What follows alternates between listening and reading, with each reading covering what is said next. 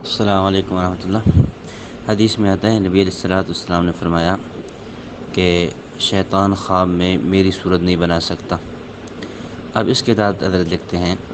کہ یہ صرف نبی علیہ السلام کی خصوصیت ہے کہ شیطان آپ کی صورت میں نہیں آ سکتا، باقی جس صورت میں بھی چاہے آ سکتا ہے۔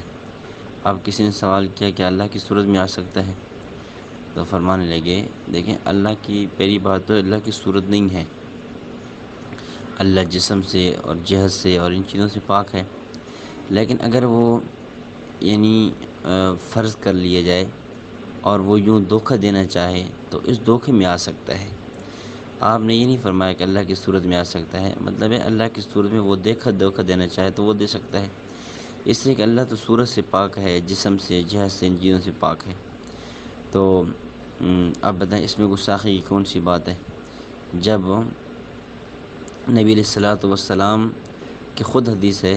کہ شیطان صرف میری صورت میں نہیں آ سکتا، میری صورت نہیں بنا سکتا، اور اس کے علاوہ باقی کی کوئی تخصیص نہیں ہے، تو اس کے تحت حضرت فرما رہے ہیں کہ اور کچھ صورت بنانا چاہے تو وہ بنا سکتا ہے، تو اس میں تو کسی قسم کی کوئی گستاخی نہیں ہے۔ باقی اللہ رب العزت کے بارے میں تو ہمارا عقیدہ یہ ہے کہ اللہ تعالیٰ تو شکل و صورت جہد سے پاک ہے۔ علامہ ابن جوزی رحمۃ اللہ علیہ نے دفع و شبہ تشبیہ میں اللہ تعالیٰ کی تعریف یہ کی ہے